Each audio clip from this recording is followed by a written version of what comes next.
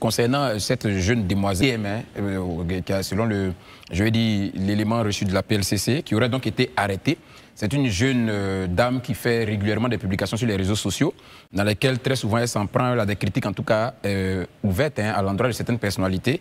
Mais ces derniers temps, particulièrement, elle était dans une campagne de dénonciation. Chaque fois, elle disait qu'il y avait des velléités d'insurrection contre l'État de Côte d'Ivoire. Il y a des gens qui préparaient des coups... des coups fourrés. Bon, pas des coups fourrés, mais des jeux, comment vous appelez ça? Des coups d'État et tout ça. Donc, elle avait un ensemble d'accusations. Et parmi les personnes aussi auxquelles elle s'est en prise, il y avait le maire de Cocody Jama Kiyassé, voilà, qu'elle accusait d'être impliqué dans un processus de déstabilisation.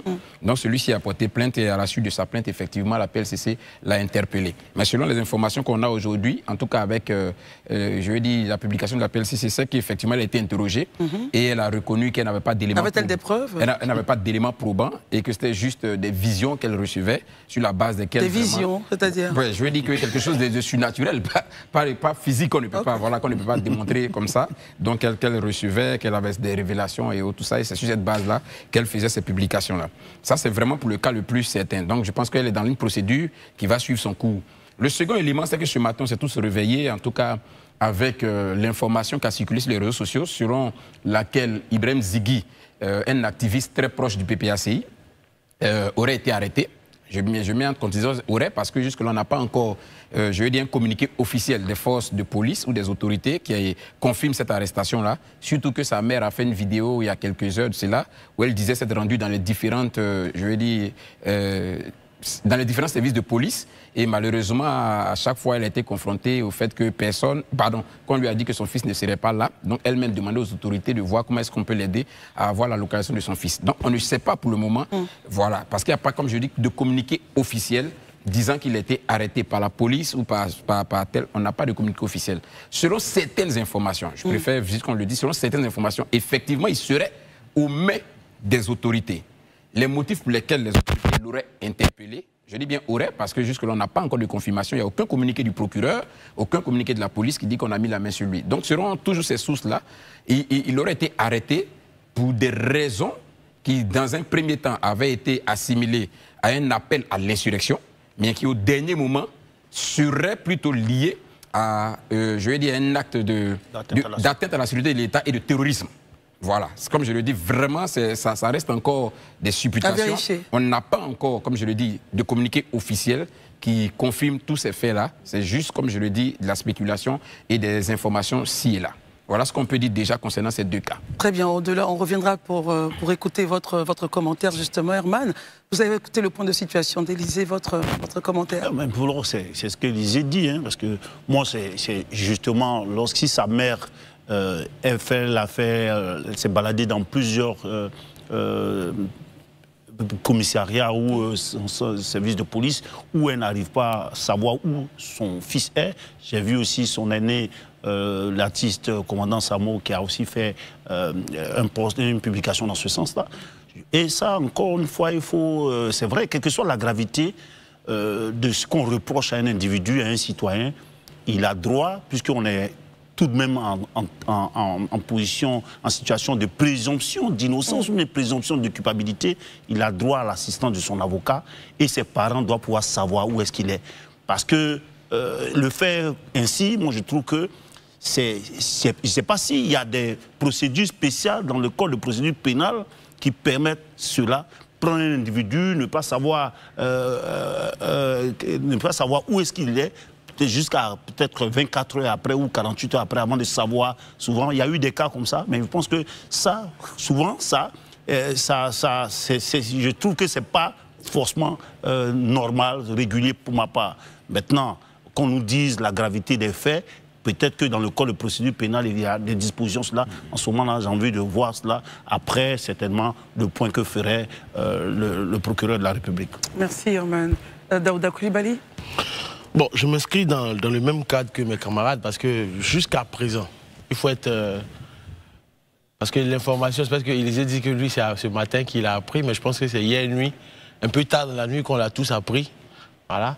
Et jusqu'à maintenant, le procureur de la, les services du procureur de la République, encore moins les polices, n'ont fait aucun communiqué pour nous expliquer les circonstances. Mais je pense que dans les jours à venir, sûrement, on aura d'autres éléments d'information. Le seul cas qu'on sait, c'est que c'est la bonne dame qui, sûrement, a trop de vision. Je ne sais pas si c'est dû à des stupéfiants ou quoi. La seconde qui a été donc interpellée. Interpellée par la PLCC, justement, et qui est actuellement en route sûrement pour la MACA. Pour elle, au moins, on sait que c'est pour diffamation et plein de choses, atteinte à l'honneur, à l'image et trouble à l'ordre public. Ça, on le sait. Je pense qu'on peut spéculer dessus. Juste pour les dernières infos concernant, oui. Elle serait atteinte de troubles psychiatriques. Hein. Donc elle serait atteinte de troubles psychiatriques. Voilà, elle aurait des problèmes mentaux. Voilà. Donc, moi, je pense que même quand j'ai regardé sa vidéo, je me suis dit, mais celle-là, ça va pas trop. Au départ, je me suis dit, sûrement, c'est quelqu'un qui s'est shooté à quelque chose. C'est ce qui la faisait délirer jusqu'à ce point. Mais voilà. Mais quand on a fini de dire ça, j'aimerais dire quelque chose qui est aussi précis et clair. Allez-y. Je pense que ce soit dans le cas Ziggy Ibrahim ou dans le cas de la dame de la PLCC, ça s'inscrit dans une série d'interpellations qui, aujourd'hui, c'est une façon de lutter contre le cybercrime, en fait. Et en la matière, je pense que le procureur de la République, M. Kone Brahma, a été clair. Il a dit que c'était la fin de la récréation. Donc, n'importe quiconque va s'adonner à des actes délictueux sur Internet, il va répondre à la dure loi donc, sur le joug sur lequel nous sommes. Parce que, disons les choses clairement, l'atteinte à la sûreté de l'État, le trouble à l'ordre public, c'est puni. Et c'est le lieu pour moi d'attirer l'attention des uns et des autres aujourd'hui. Nous qui sommes assis sur ce plateau ici, personnellement, je pense que ce n'est pas Élysée qui va démentir. Le fait qu'on soit homme public, dès l'instant qu'on a commencé à avoir un certain nombre d'abonnés, sachez que toutes les officines politiques vont vous contacter. Ils vont prendre attache avec vous. Ils vont chercher à vous donner de l'information pour que vous puissiez diffuser ces informations. Déjà à partir de 25 mai, vous n'êtes plus du domaine. Bien sûr, parce que selon l'article 3, d'ailleurs même avant qu'on arrive à l'article 3 de la AK même, déjà même au niveau de l'Assemblée nationale, il y a une loi qui a été votée. Dès l'instant que vous avez 25 000 abonnés, votre communication n'est plus dans l'ordre du privé. Ça devient public. Or, pour certains, ils sont à 100 000, 200 000, 500 000, 1 million. La communication audiovisuelle. Effectivement. Et donc, quand tu rentres dans ce cadre-là, moi, j'attire votre attention véritablement. Faites attention. D'autant plus que nous sommes à quelques mois d'une élection présidentielle. Donc, toutes les officines vont vous donner beaucoup d'informations. Mais il y a une seule question que vous devez vous poser. Pourquoi est-ce que le RHDP, pourquoi le PPACI, pourquoi le PDCI, pourquoi le COGEP m'appellerait-il pour me donner des informations? Donc, connaissez le sens profond du message. Quel est le but qu'ils recherchent? Et du coup, pourquoi eux-mêmes, ils ne diffusent pas cette information? Mais c'est à vous qu'on donne pour le diffuser. Réfléchissez à cela. En tout cas, une chose est certaine, j'ose espérer, c'est le lieu pour moi d'attirer l'attention du procureur de la République. J'espère que d'ici demain, on aura un communiqué clair, précis, sur l'arrestation de Ziggy Ibrahim, pour qu'on sache véritablement, parce qu'aujourd'hui, depuis qu'il a été arrêté, il y a trop de supputations sur les réseaux sociaux. Personnellement, moi, je connais Ziggy Ibrahim. Même hier, avant de monter sur les plateaux, j'ai discuté avec lui. Mais Daouda, qui vous dit qu'il a été arrêté? Mais... Il serait. Non, j'ai dit arrêter, parce que, disons clairement, quelqu'un qui a l'habitude d'être chez lui à la maison, qui n'est pas chez lui, sa maison a été perquisitionnée, excuse-moi, on devait s'interroger, il a été arrêté. Il peut être enlevé aussi. Bon, si tu veux, mais je pense que le porte-parole du gouvernement nous a dit que dans ce pays, et le procureur, on n'enlève pas quelqu'un dans ce pays, on t'arrête, après on te retrouvera. Ça, donc vous disiez qu'on espère que demain? J'espère que d'ici demain, on aura un communiqué clair, précis, sur les circonstances de son arrestation. Ça, c'est aussi clair que bonjour. Parce que comme je le disais, le Ziggy en personne, c'est vrai qu'il fait beaucoup de publications et autres, mais c'est quelqu'un que je connais. C'est un jeune qui est assez respectueux. Quand il te parle, il y a beaucoup de respect. C'est du grand frère, c'est du petit frère, que personnellement, moi, il me donne. Et franchement, même hier, quand on parlait sur le coup de 18 heures, sur un cadre professionnel, mais en terminant, il lui a dit, ah, ben, petit frère, fais attention, essaie de mesurer un peu comment est-ce que tu vas aborder les choses. Donc, véritablement, j'aimerais avoir de la mesure au vu des rapports que j'ai personnellement avec Ziggy, de sorte à ce que quand demain, quand le procureur va faire son communiqué, j'aurai des tenants et des aboutissants, je pourrai faire un commentaire approfondi sur la question. Très bien, on termine avec vous, Marius. Oui, Daouda l'a dit, je le connais également. Ibrahim Zigui, je peux vous assurer que c'est un jeune très aimable, affable, avenant, respectueux de ses aînés. Et je le dis avec fermeté et assurance, parce que je le connais très bien. C'est pas, bon, le connaître très bien, c'est un peu trop dit. Mais lorsqu'on se rencontre, mais il nous accorde ce respect. Il nous accorde véritablement le droit d'aînesse. Et donc, je suis fortement surpris qu'il soit impliqué dans une telle affaire. Bon, je pense que c'est encore les jeunes. C'est la déviation que nous pouvons constater et nous déplorons régulièrement. Et je crois savoir qu'on attend tous les décisions donc, du procureur, les enquêtes, la fin des enquêtes pour savoir exactement de quoi il est question. Parce que même si nous écoutons le contenu de la vidéo, on sait bien que on se rend bien compte qu'il fait partie également de cette multitude de jeunes qui pensent qu'on peut allumer sa caméra, la caméra de son smartphone, et puis dire tout souvent et n'importe quoi en violation totale des dispositions de nos lois. Je peux vous assurer, jeunes de Côte d'Ivoire, l'Agence nationale de la sécurité des systèmes d'information, l'ANSSI, et sa branche, la police de lutte contre la cybercriminalité, la PLCC, ne dorment pas du tout. Le colonel-major Gelpetchen Ouattara et ses hommes ne dorment pas du tout. Et même les responsables des différentes plateformes les plus connues en Côte d'Ivoire, je ne les citerai pas, mais vous connaissez les grandes plateformes d'expression virtuelle et qui sont des plateformes généralistes qui traitent de tous les sujets.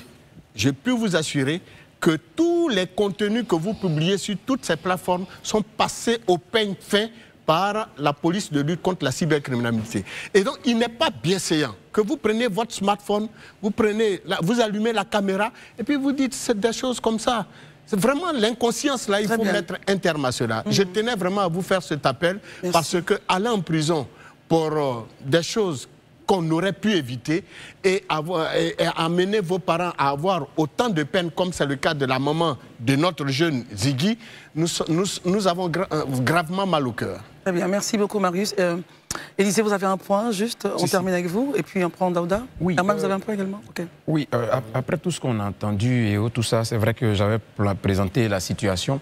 Je voudrais m'exprimer un peu sur la question. C'est vrai que comme jusque-là, on n'a pas encore, comme je le dis, un communiqué officiel qui confirme s'il est aux mains de la police ou pas, s'il est aux mains des autorités ou pas. Mais au-delà même de ça, je vais revenir un peu sur ce qu'on a souvent dit sur ce plateau. La nécessité d'être responsable quand on est en ligne. Je répète, l'Internet, ce n'est pas un monde de non-droit. Ça, il faut que les gens comprennent. Ce n'est pas un espace de non-droit. Et ça, notre législation a statué là-dessus depuis 2013, 2017, 2019, 2021, 2022, même 2023 avec la nouvelle loi sur la communication audiovisuelle. Aujourd'hui, on ne peut plus se permettre de considérer Internet comme un espace de non-droit où on peut dire tout et n'importe quoi. Christelle, il y a plusieurs lois, ou du moins plusieurs articles d'infraction qui condamnent. Il y en a plusieurs. Mais déjà, moi, je vais aller même sur un seul, qui est contenu dans le Code pénal. À l'article, excusez-moi, à l'article 369 du nouveau Code pénal ivoirien. Il suffit pour nous édifier. Voilà ce qu'il dit. Incitation au trouble à l'ordre public. Parce que par vos propos, veillez à faire en sorte que ça ne suscite pas un trouble à l'ordre public. Sinon, vous êtes passible de poursuite, selon ce code pénal. Il vous dit quoi? Porter atteinte à la paix publique par le biais d'un système d'information. C'est donc Internet, c'est donc Facebook, c'est donc TikTok, c'est donc WhatsApp, c'est un peu tout ce qu'on sait, est puni d'une peine de 1 mois à 5 ans d'emprisonnement et d'1 million à 20 millions de francs CFA d'amende. Les conditions d'exécution de cette infraction sont fixées par l'article, comme je l'ai dit, 369 du nouveau code pénal. Ça veut dire quoi? Ça veut dire aujourd'hui, ce n'est pas parce que je suis assis à Lakota ou que je suis assis à Pogouin chez moi et puis je prends ma caméra et puis je peux dire tout et n'importe quoi, voire diffamer, injurier, insulter, à lancer un appel à la révolte. Si je suis pris, je tombe sous le coup de cette loi, je serai poursuivi. Internet n'est pas un espace de non-droit. Ça, il faut vraiment que tout le monde le comprenne une bonne fois pour toutes. Moi, j'ai mal au cœur aujourd'hui, je le dis honnêtement, ça c'est un cri de cœur que je lance aux jeunes. S'il vous plaît, vous avez l'avenir pour vous. Et votre avenir ne peut pas se faire dans un pays en trouble, c'est impossible. Votre avenir requiert de vous que vous travaillez à la stabilité de votre pays. Ceux qui vous incitent ou qui vous appellent à aller à la révolte, mais qu'ils prennent le devant des choses, eux n'ont plus d'avenir, ils n'ont que des souvenirs. Ils n'ont que des souvenirs, c'est vous qui avez l'avenir. Bâtissez votre avenir dans la paix, bâtissez votre avenir dans la stabilité. Ne soyez pas, soyez sourds aux sirènes qui vous appellent à la révolte et à l'incitation au trouble. Soyez sourds, jeunes gens, parce que vous avez encore de l'avenir. Si aujourd'hui, vous êtes capable de vous tenir devant une caméra et parler, c'est parce qu'il y a une situation d'accalmie. Si après sur l'accalmie, vous ne pouvez pas faire ça. Donc c'est important vraiment qu'on comprenne la part des choses. Aujourd'hui, on peut ne pas avoir ce qu'on veut, parce que la situation ne permet pas, mais rien ne vous dit que demain, si on a la stabilité, la paix en continu, vous n'aurez pas ce que vous cherchez. Donc ça, vraiment, c'est important que les jeunes gens comprennent. Sortons, soyons de plus en plus responsables. Responsables. Qu'on soit sur Internet, qu'on soit dans la vie réelle, soyons responsables. Herman ? Non, moi, ce que j'allais ajouter, au-delà de tous les messages, je ne voudrais pas qu'on infantilise non plus notre jeunesse. Aujourd'hui, on se plaît de voir des jeunes qui sont sur des plateaux télé et sur la question politique, souvent qui dament le pion à leurs aînés. Donc, c'est pas tant qu'il y a une certaine irresponsabilité chez les jeunes. Pour moi, le message qu'on doit passer aux jeunes, c'est de rester justement à ces questions politiques, mais l'aborder avec beaucoup de responsabilité. Et non pas dire que... Parce que les appels à la révolte, on peut regarder encore le contenu du message de Ziggy, son dernier message. On peut regarder là-dessus. S'il vous plaît, messieurs, je vous en prie, laissons-le terminer. Me laisser. Donc, on peut regarder cela. Qu'est-ce qu'on appelle révolte? Demander, enfin, dire que les jeunes ont eu leur responsabilité dans la politique et que galvaniser leur camp, certainement, à des manifestations, ne voyons pas forcément un appel à manifester comme un appel à insurrection ou un appel à la révolte ou un appel à détruire. Parce que c'est ça, dès lors qu'on se dit que face à des instruments qui existent, qui sont légaux, que des citoyens peuvent utiliser pour mener un combat, pour mener une lutte, pour obtenir des choses, on se dit dès lors qu'ils n'ont pas droit à cela parce que tout de suite, on voit que ce sont peut-être des couteaux, des machettes qui vont le faire. On conditionne déjà la démarche. Or, souvent, ce n'est pas forcément ça. On a vu que l'opposition a mené beaucoup de manifestations qui étaient pacifiques. Nous tous, on l'applaudit ici. Il ne faudrait pas voir toujours la volonté d'expression de la jeunesse ou bien de manifester comme dire que c'est forcément des appels à l'insurrection. Maintenant, il y a que, effectivement, il peut y avoir des montages pareils. En ce moment, la police, les services de police font le travail. Et ça, on ne peut pas empêcher de le faire. Mais tout de suite, dire que les jeunes, parce qu'ils appellent à une certaine à manifester de leur père, dire que c'est parce qu'ils ont envie d'attaquer ou bien de faire fomenter des coups. Je ne trouve pas ces réducteurs de la démarche des jeunes. Daouda ? Merci beaucoup, Christelle. Tu vois, c'est ça aussi, quand on essaie de gérer les choses, que ça soit un peu calme en attendant les conclusions, c'est ce genre d'intervention qui ont tendance à créer des polémiques inutiles. Comment cela? Le jeune Ziggy a fait une vidéo. Dans cette vidéo, je vais vous lire une partie du verbatim.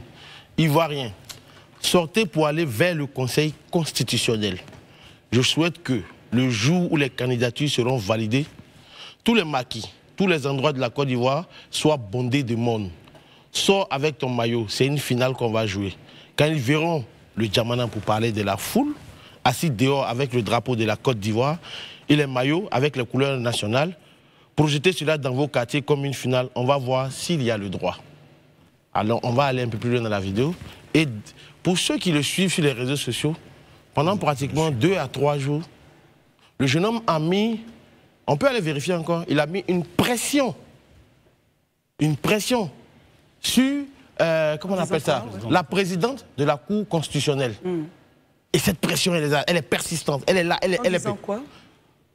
d'où elle vient, c'est elle qu'il faut regarder, c'est elle qui doit dire le droit, c'est elle qui doit... Or, pour ceux qui s'en rappellent très bien, il y a eu une sortie de l'épouse de l'ex-président Laurent Gbagbo qui disait qu'ils n'avaient pas affaire en son temps à la CEI, mais ils ont affaire au Conseil constitutionnel. Mais moi, sur ce plateau aujourd'hui, au vu des rapports que j'ai avec le jeune homme, je me mets en back-off. Je prends du recul face à la situation. Mais quand quelqu'un dit ça, Herman, pas plus tard qu'hier sur ce plateau, à Élysée, je l'ai dit, il a dit, les différentes verbatines que je suis en train de voir, ça et là dans la presse, ça prend la forme d'un appel à l'insurrection qui est voilé. Mais lui, il a été arrêté. J'attends de voir les conclusions. Aujourd'hui, il y a beaucoup de jeunes, que ce soit toi, que ce soit Élysée, que ce soit moi, que ce soit Marius. C'est parce que nous, on a la grandeur, la mémoire journalistique, que quand les gens nous appellent, on arrive à faire le distinguo entre ce qu'il faut dire et ce qu'il ne faut pas dire. Dis à des jeunes, les appels des sirènes, ne les prenez pas, parce que quand on te donne un message, il faut analyser le message. C'est un peu comme le courant, quand il quitte au barrage, il sort avec un certain voltage. Il faut un transformateur pour que nous, on puisse recevoir du courant chez nous à la maison à 220 volts. Donc quand tu reçois certaines informations, dans ta tête, il faut que tu aies un transformateur qui va essayer de décoder chaque message de bout en bout, de sorte à savoir qu'est-ce que je dois dire, qu'est-ce que je ne dois pas dire. Donc les autorités policières ou judiciaires peuvent estimer que ce que tu dis est dangereux. Je pense qu'ici, notre rôle à nous, c'est d'attendre que le procureur donne ses conclusions et ne pas dire aux uns se s'ériger en donneur de leçons comme si on était en train de donner des leçons aux gens. Parce qu'il y a des politiciens et même des micro-partis comme le tien qui passent tout leur temps en train de véhiculer des messages à la haine, à l'insurrection, à des jeunes. Il faut pouvoir changer cela. On n'infantilise personne. Très bien. Marius ? Vous voyez, on n'a pas voulu faire de polémique. Parce que tous ici sur ce plateau... Je voudrais le dire, hein, on attend le communiqué du procureur. Donc soyons mesurés. C'est pour ça qu'on a été très mesurés. Parce que tous sur ce plateau, nous connaissons ce jeune homme. Je l'ai bien dit, un garçon très aimable, très aimable, très affable, très respectueux de ses aînés. Ne pas le reconnaître, ça fait preuve de malhonnêteté intellectuelle. Et moi, je ne suis pas de cela. Et donc, moi, je l'ai dit, et il faut nous éviter ce genre d'attitude qui pourrait prêter à confusion en donnant le sentiment que nous, on a traité des jeunes d'irresponsables. Un jeune qui prend sa caméra, son smartphone, il s'assoit, il fait une telle vidéo. Aujourd'hui, ce que nous recherchons, c'est de faire comprendre aux autorités que ce n'est pas l'individu en tant que tel. Véritablement, on ne sait pas qu'est-ce qui lui est monté par la tête pour faire une telle vidéo. Mais qui est-ce que sur ce plateau pourrait se permettre de voir son enfant prendre sa caméra, la caméra de son smartphone, faire un tel appel au peuple de Côte d'Ivoire à se mobiliser, à aller devant le Conseil constitutionnel le jour de la proclamation des candidats? À quel titre nos enfants le feront? Très bien. Herman, ni ta fille ne le fera, ni moi, mon fils, ne le fera. Donc, une chose est claire. Notre jeune a dérivé en voulant peut-être se faire voir en recherchant des likes. Voilà la jeune dame qui a essayé de raconter tout et n'importe quoi sur le maire de Cocody. Ce dernier porte plainte. Au lieu d'aller sortir ses preuves, elle allait balbutier là-bas. Non, et pourtant le jour où elle faisait cette vidéo sur un père de famille digne de ce nom, autorité de la République, elle était à la recherche de likes. Et de quoi d'autre? Comment ils appellent ça? De partage et de commentaires. Elle a même parlé du père Abékan. Alors, soyons sérieux. Nos enfants, nos jeunes frères, c'est cette attitude-là que nos enfants ont. Quand ils posent ces actes, ils ne réfléchissent pas. Mais il faut reconnaître que le jeune Ziki, de nature, est quelqu'un d'une famille très religieuse, de père et de mère. Il n'est pas de ceux-là qui devraient avoir cette attitude. C'est ce que nous dénonçons. Et donc, nous plaidons certainement pour lui. Très bien, merci beaucoup, messieurs. Regardons le second sujet. Le Parti des peuples africains, PPACI, a pris position sur les candidatures en lice. Le docteur Justin Katina Koné, président du Conseil stratégique et politique, a dénoncé ce qu'il qualifie d'illégalité de la candidature du président Alassane Ouattara, tout en réaffirmant la légitimité de celle de Laurent Gbagbo, président du PPACI. Pour lui, il appartient désormais au Conseil constitutionnel de prévenir une confrontation politique, une candidature anticonstitutionnelle d'Alassane Ouattara. Élisée Bouloubeu, votre commentaire, analyse sur les propos tenus par le docteur Justin Katina-Koné. Ok. Je voudrais déjà, si vous le permettez, qu'on lise cet article 183. On reste dans le sujet, n'est-ce pas? Mais bien sûr, on est dans le sujet. Très bien. On est dans le sujet puisqu'il a lu cet article. Il dit que le président Ouattara est inéligible au regard de l'article 183 de la Constitution. Donc c'est pourquoi je veux qu'on lise cet article 183 pour que les Ivoiriens comprennent, justement. Voici la Constitution, l'article 183 dit ceci. La législation actuellement en vigueur en Côte d'Ivoire reste applicable, sauf l'intervention de textes nouveaux en ce qu'elle n'a rien de contraire à la présente Constitution. Comment comprendre cet article-là? Moi, j'ai déjà deux éléments essentiels dans l'article. Premièrement, on nous parle de législation. Tout ce qui parle de législation parle de loi. La loi est l'émanation de l'exécutif et du judiciaire. C'est-à-dire, la loi, elle est prise au niveau du Parlement. Ou par décret présidentiel, mais entérinée par le Parlement. Du législatif. Du législatif, c'est ce que je veux dire. Ouais, mais exécutif et judiciaire. Non, pardon. Exécutif et législatif, pardon. Ok. Donc, des députés, et puis l'initiative aussi du président de la République et puis du gouvernement. C'est ça. Ça, c'est ça. Mais la Constitution, Christelle, oui, c'est pas l'émanation du Parlement. La Constitution, là, c'est l'émanation du peuple. C'est pas référendum. Quand on vote une constitution, la loi elle est votée par les députés, les 255 qui sont assis au Parlement, ils disent voilà la loi et puis ils ont voté. Mais la constitution là, on demande votre avis, Christelle. Donc la constitution n'est pas la législation. C'est deux choses différentes. Et cette phrase, moi j'ai pris le soin d'aller fouiller. Quand vous prenez la constitution du 3 novembre 1960, à son article 76, voilà ce qu'il dit. La législation actuellement en vigueur en Côte d'Ivoire reste applicable, sauf l'intervention de textes nouveaux, en ce qu'elle n'a rien de contraire à la présente Constitution. La même phrase. Constitution du 3 novembre 1960. Ça veut dire qu'on venait d'entrer dans la République de Côte d'Ivoire. Vous prenez l'article 133 de la Constitution de 2000, avec Laurent Gbagbo. Voilà ce que l'article dit.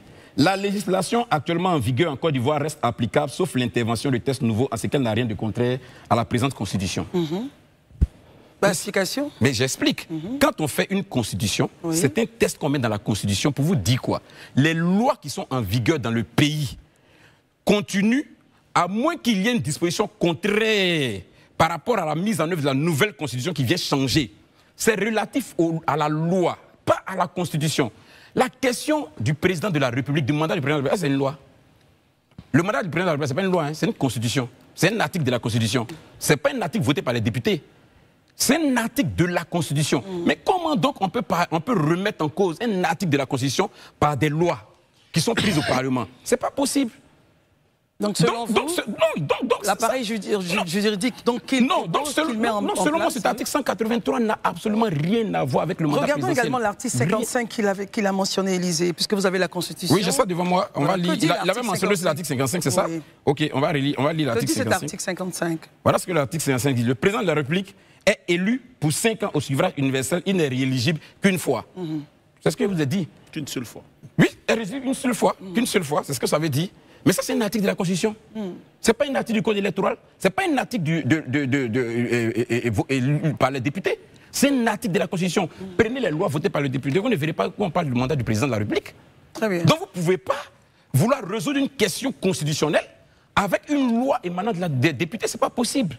Donc ça, franchement, excuse-moi, je ne suis pas un expert en droit, je ne suis pas un érudit du droit, mais j'ai pris la peine quand même, depuis qu'on rentre dans ces histoires de constitution, parce que je sais que c'est un mandat que j'ai, d'une responsabilité, puisque je prends la parole de façon publique sur le plateau, d'informer les Ivoiriens, de leur dire ce qui est juste. Il ne faut pas que j'aille dans les théories. Et je suis allé plus loin, je termine par ça, pour regarder les éléments de droit. Quand on parle de droit, le droit convoque quoi? Le droit convoque 3 éléments. La loi, la jurisprudence et puis la doctrine. La doctrine, c'est ce qui est enseigné par les enseignants. La jurisprudence, c'est le verdict rendu par les juges. Et puis, la loi, votée par les députés. Mais sur les 3 aspects-là, regardons la question du mandat présidentiel. Si on va sur la question de la doctrine, la Constitution dit quoi? Parce que c'est elle qui donne cette idéologie. Tout à fait. Si on va sur la question de la jurisprudence, mais il y a une jurisprudence en 2020. Est-ce que le Conseil constitutionnel n'a pas dit que le président Ouattara est éligible en 2020? Maintenant, si on va sur la question des lois, on prend le code électoral qui encadre tout ce qui concerne les élections présidentielles en Côte d'Ivoire.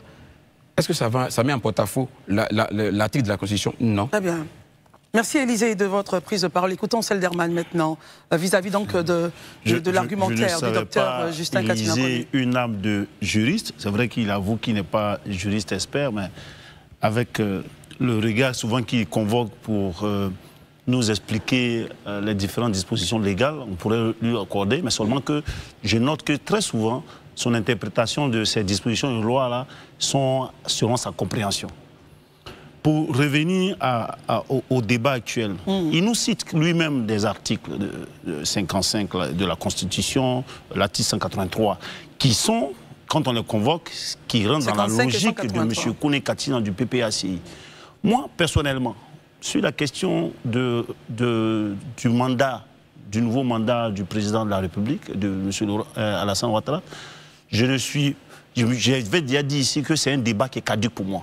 C'est caduc pour moi et c'est là peut-être que je vais le retrouver. Parce qu'il y a la jurisprudence de 2020, effectivement, qui fait que ce débat, pour moi, si ça a été laissé, ce débat-là, finalement, est passé en 2020, je ne vois pas par quelle alchimie le Conseil constitutionnel, cette fois-ci, va venir rejeter. C'est comme contredire un arrêt du Conseil constitutionnel. Donc, pour moi, mais quoique le débat, on peut le faire dans nos salons sur la question de ce quatrième mandat. Parce qu'effectivement, l'article 55 qu'Élisée a invoqué, que M. Katina a soulevé, dit clairement ici, le président de la République est élu pour 5 ans au suffrage universel direct. Il n'est rééligible qu'une seule fois.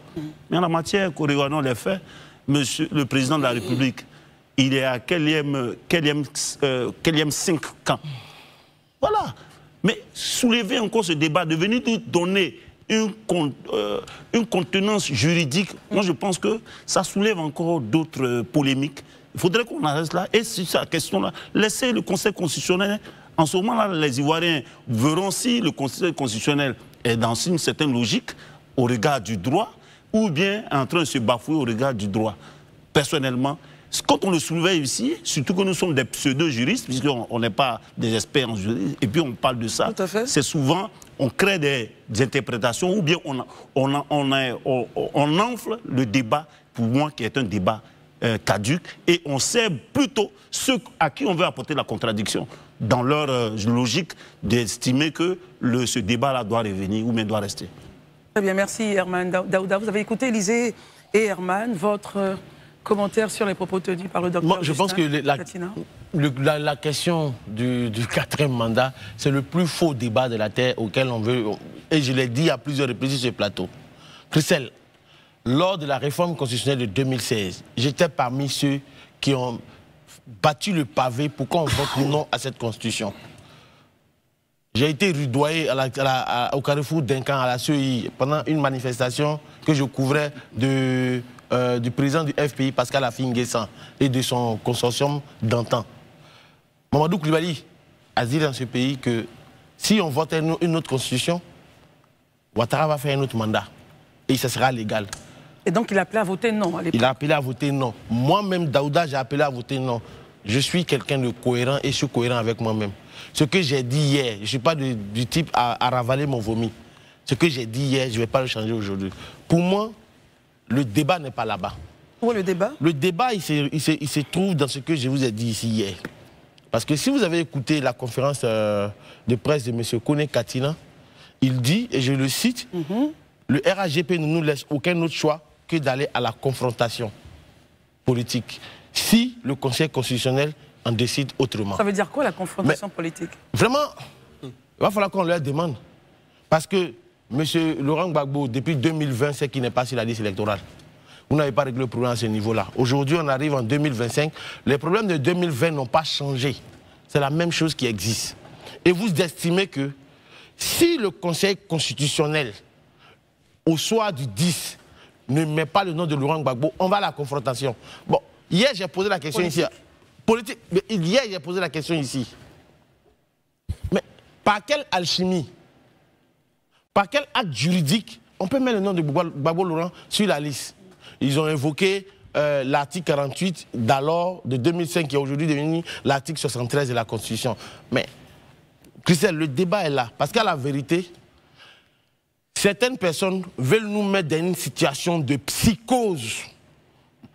La même psychose que nous avons plus ou moins vécue en 2010. Ils veulent nous ramener à cela pour pousser en fait aujourd'hui le président Ouattara à, comment on appelle ça, à utiliser cet article-là. Mais pour moi, c'est de l'utopie. Pour moi, c'est de l'utopie. Donc franchement, le débat sur... Au même moment que vous estimez que Alassane Ouattara ne peut pas être candidat pour un 4e mandat, mais vous voulez que Gbagbo, lui, il soit candidat. Mais c'est quoi la cohérence? Très bien, Daouda. Où est la cohérence? On termine. Vraiment, ils arrêtent, parce que je vais dire aujourd'hui, là, je pense que les uns et les autres, et les Ivoiriens, ça, je m'adresse à mes concitoyens ivoiriens. Franchement, il n'y a pas de quoi fouetter un chat. Qui règle son problème? Et je pense que là, à la fin de la 5e phase du dialogue politique, il a été dit clairement. Tous ceux qui avaient des problèmes, si tu avais un problème avec la justice, tu règles ton problème avec la justice. Si tu as un problème avec la CEI, tu règles ton problème avec la CEI. Il faut régler ces problèmes avec les institutions compétentes. Donc vous comprenez maintenant que quand on fait une mise à relais, parce que c'est un puzzle. Il ne faut pas prendre les bouts de puzzle pour chercher à gérer le puzzle pièce par pièce. Il faut prendre le puzzle dans sa globalité. Et quand on va le prendre dans sa globalité, vous allez vous rendre compte que ce à quoi nous sommes en train d'assister aujourd'hui, c'est que il y a un appel à l'insurrection qui est en train de prendre forme. Et tous les leaders d'opinion devraient attirer l'attention des acteurs politiques sur cet appel à l'insurrection voilé. Alors donc, hier, on l'a dit, hein, on attend toujours les conclusions des autorités compétentes. Dans tous les cas, on est là pour appeler à la mesure dans tout ce qu'on dit et dans tout ce qu'on fait. Marius Komoé, votre réaction sur le sujet, et on part au journal?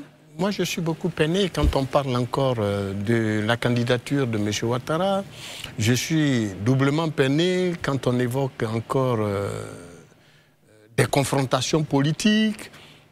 Je fais partie de ceux-là qui ont battu le pavé pour en appeler au sens des responsabilités du pouvoir en place, de créer les conditions d'une présidentielle d'octobre 2025 qui garantissent les règles démocratiques qui devraient présider aux destinées de notre pays en pareilles circonstances. À cet effet, et à l'analyse que nous avons faite de la situation qui prévalait sur le cas du président Laurent Gbagbo, je n'ai eu de cesse d'alerter le président de la République qui a en charge le destin de ce pays entre ses mains.